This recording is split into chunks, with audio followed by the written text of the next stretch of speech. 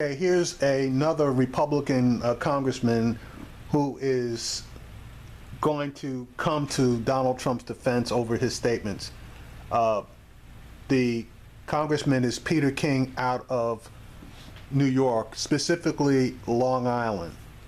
Now, Peter King's district, and he's out of the House of Representatives, his district is probably the most Republican district in the country.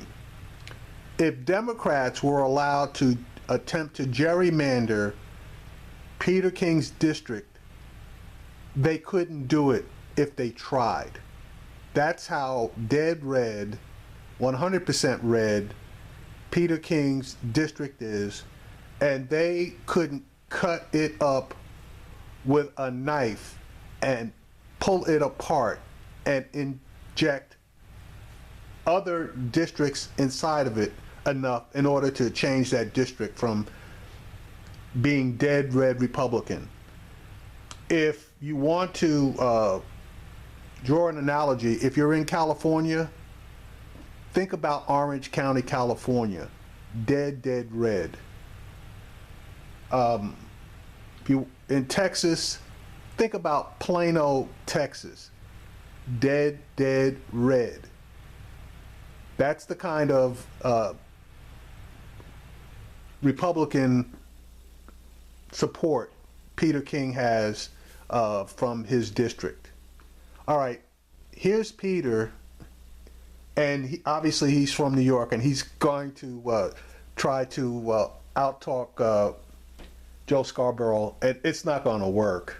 And Amika definitely isn't going to let it work, but he's going to try to out-talk him. But just look at what he says. Even he knew what Trump was talking about, and he tried to spin away from it.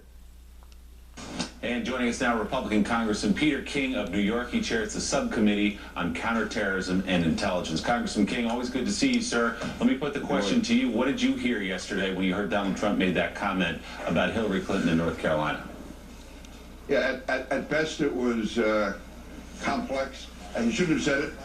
I understand where you're coming from, and I think you should just say, listen, I did not mean that. It came out the wrong way. I think it was like one of those over-the-shoulder comments, but I think it suggested he was actually encouraging people to assassinate Hillary Clinton or use violence is wrong. But again, it was a type of comment that a presidential candidate should not make. Having said that, let me try to put this in some context. I thought the Democratic Convention, if we're talking about words having consequences and looking into the eyes of your children, we've had cops assassinated. We've had cops assassinated in Dallas, in Baton Rouge, in New York.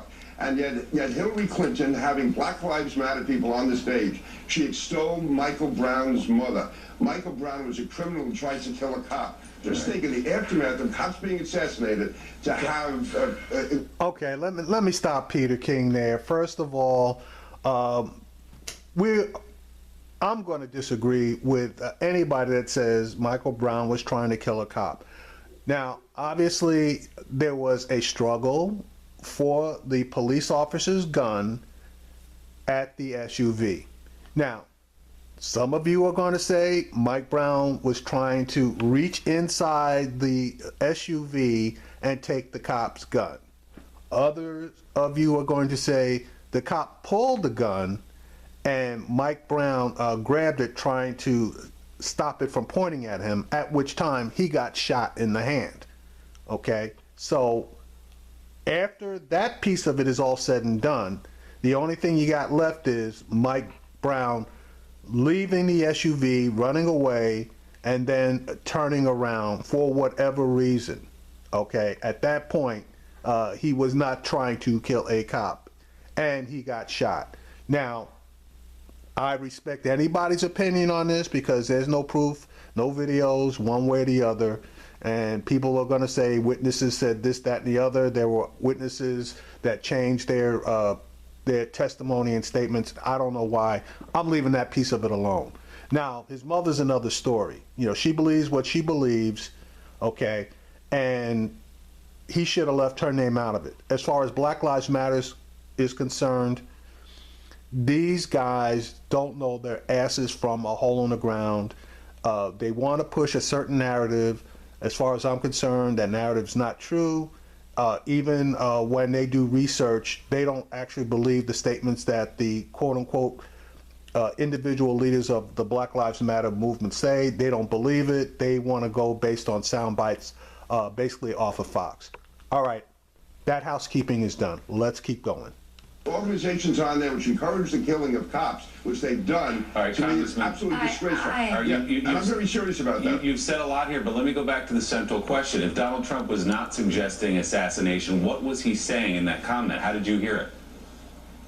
I interpret it just as something a guy says over the shoulder was wrong. He shouldn't have said it. I don't think he even fully appreciated what he was saying. But again, that was a mistaken comment. That was not a contrived plan like the Democrats and Hillary Clinton did, and having anti-police people on the stage praising them.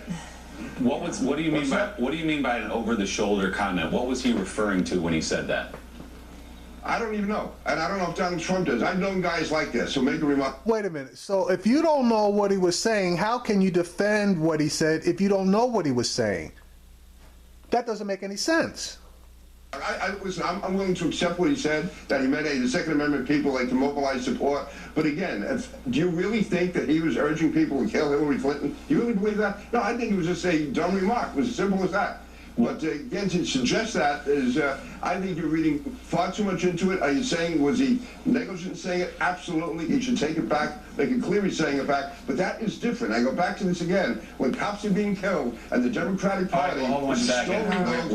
Let's play the clip right now. We're going to play the clip again and let you listen to it again, and we maybe. I've heard it. You can play it as long as you want. I've heard it. Okay, that's exactly what I'm going to do, because I don't Hillary wants recognize to essentially abolish the Second Amendment. By the way, and if she gets to pick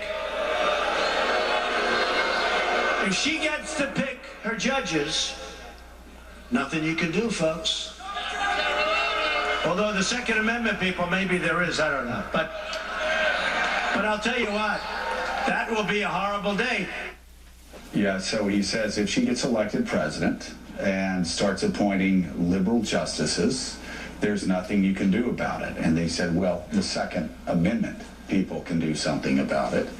That's about as clear as, who was it who was talking about Second Amendment solutions? Sharon Angle. Sharon Angle, that's about as clear as, come on, you're not dumb. Joe, you had me on your show. Let me answer, Joe. You're talking a lot, and so I'm just asking you. Joe, you invited me on your show, and you keep going back and ignoring what I'm saying. No, I don't keep going back and forth. This is the first question I've asked you. Joe, yeah, but you have me on the show, and I'm telling you, I know you're on the show, so my answer my point. question. Mika Brzezinski wants to look into the eyes of her children. Yeah. My father was a cop. I have to look into the eyes of my grandchildren. You're deflecting, You Peter. want a Yeah, you're president deflecting. You're deflecting. You're deflecting. Yeah. You're deflecting. You're I'm not taking defending. I'm saying what he said was wrong. I'm saying what he said was wrong, but you cannot say that he intentionally wanted to have people killed Hillary Clinton. That's ridiculous. I'm not It's wrong. saying that. He's I'm saying that this guy's not fit to be president. He's proved it time and time again. And I can tell you this, Peter, unequivocally. He will prove it again to you tomorrow. He will prove it again to you next week. He will prove it again to you all the way down the line.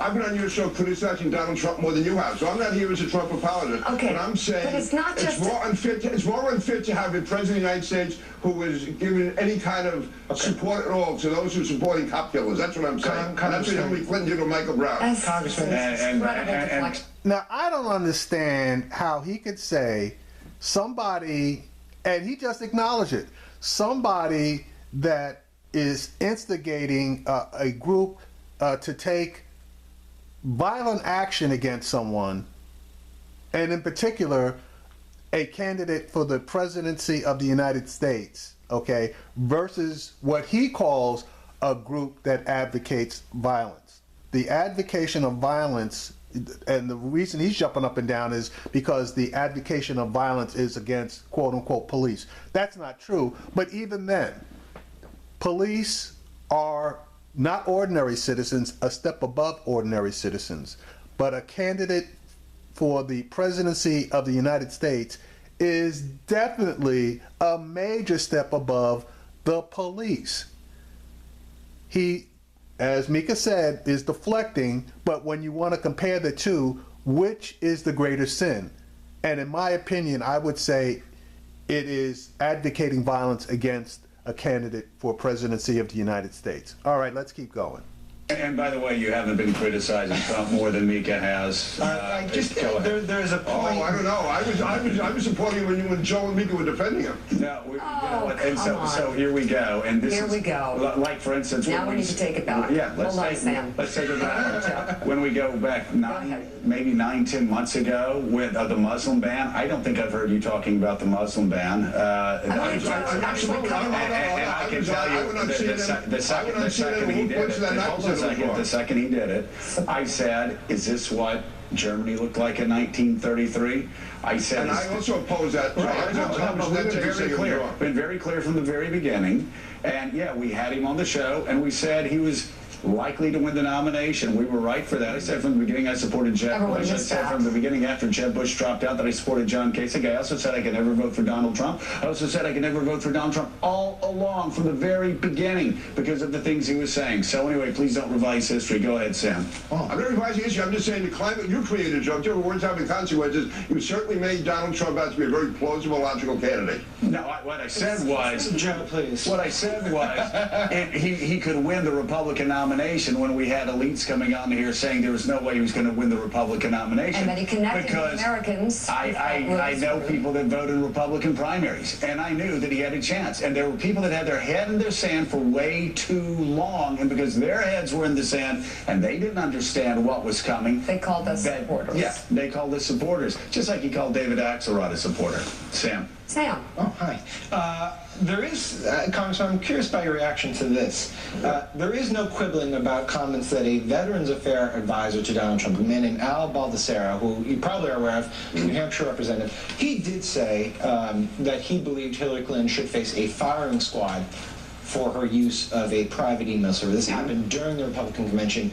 Al Baldessaro still has a spot in the campaign as the Veteran Affairs Advisor. On Saturday, Donald Trump praised Al Baldessaro. There was no quibbling about what Al Baldessaro meant when he said those things. If your standard is correct about Black Lives Matter, about Trump's comments yesterday, do you think that Al Baldessaro should have a job as a Veterans Affairs Advisor on the Trump campaign? No, I wouldn't have him. And again, I've been very critical of elements of the Trump campaign. I'm saying you're carrying this a step too far. Well, by what do you saying think there's it something suggests special that? here. What do you think it suggests that people who are advising Donald Trump have in fact called for Hillary Clinton to face a firing squad? Do you think that there is a tone being perpetrated here by the Trump campaign, or pushed forward by the Trump campaign, by having him as an advisor, by having these chants of lock her up at rallies, by this suggestive comment that the candidate himself made yesterday? And are you troubled by it? Let me ask you again, the candidate, what does it mean to the candidate herself that we put in business Michael Brown's mother, who attempted to kill a cop? And even the Obama Justice Department said the cop did the right thing. Why didn't she go? No. That's not what they said. I can't let you get away with that. They did not find fault with the cop, but they did not rule one way or the other. They couldn't. Okay. They did rule that they believed that Mike Brown was not shot in the back. Okay. But as far as anything else, they basically didn't rule that the cop was right or wrong. Okay. As a matter of fact, they said that they really couldn't determine it. And you need to go back into the report itself and read it. The cops and thank him for his service. Why didn't she apologize for all the slanders again? Nikki, you keep passing this off. My father was a cop. I once liked the cops to be doing. And you didn't you just ignore it. You ignore it. You ignore the fact that night the Democratic convention was disgraced. That's great. You know what, Peter? You want to come on the show and talk about that night at the Democratic convention? We could do a whole segment on it. But we're talking about the headline this morning about comments that joked, at the very least, joked about assassination. I'm trying to put it in context. You want to put it into context? Let me ask you a question. After what happened yesterday and all the other things that we have listed time and time again, as we've watched this candidate basically blither and riff his way through this campaign like a train wreck on fire, do you think Donald Trump is fit to be president temperamentally? Do you think he can do it? And do you think he would be good for this country? I am not one of the anti-Hillary Clinton people, as Joe knows. I supported Bill Clinton against impeachment. I am not an enemy of Hillary Clinton. I consider her a friend. But I think Donald Trump, in this time and place, would be a better commander-in-chief because of his views on the Supreme Court, on police, and on rebuilding the military, yes. So do you think he has the temperament to be commander-in-chief, Peter? He'd be better qualified than Hillary Clinton. Do you think he has the temperament to be commander-in-chief? Yes, I do. And that was the end of that. Joe and Mika said this guy gave up the ass. Congressman Peter King. Well, Peter, we have a long and storied do this again. history. Yeah. We can do the whole night at the convention segment. Well, Peter, we can add this to sort of glad another to. chat. Okay. By the way, I'm wearing Thank you, shoes Joe. this morning, and I'm not stepping out of a tent from the tent revival. All right. Thank you, Joe. Thanks, All Peter. right, Peter. Thank you for being with us. We appreciate your spirited defense. All right, so Peter King basically gave up the ass, but I got an even better clip of a Republican out of San Diego, California, Duncan Hunter out of San Diego, California. Watch his particular defense of Donald Trump. I don't think there's anything nefarious. I think the media is blowing this up. I don't think it's a story at all. I don't even think that it was Trump misspeaking.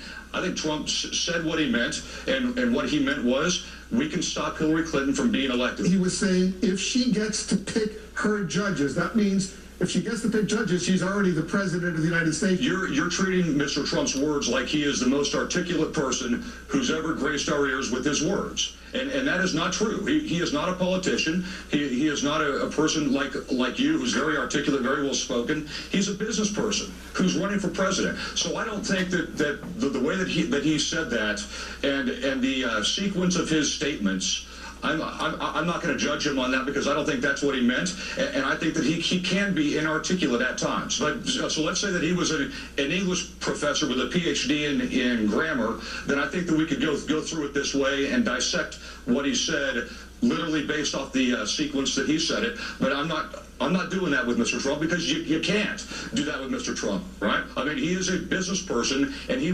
misspeaks a lot because he doesn't speak for a living.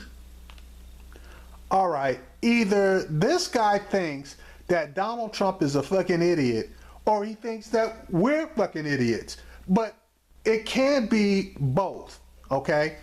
Either Trump knows what the hell he's saying, or he doesn't. If he doesn't, he's an idiot. If he knows what he's saying, and this guy's trying to tell us that he's saying something different than what he's actually saying, this is bullshit. And I can honestly find probably dozens and dozens of clips like this as far as Republicans getting out there that are from dead red districts and defending Trump's. You're not going to find too many senators out there that are going to come to Trump's defense on this one. But the guys that are in the House of Representatives that are in dead red districts, I honestly believe every last single goddamn one of them is going to come out in defense of Trump. And that's just the way it is.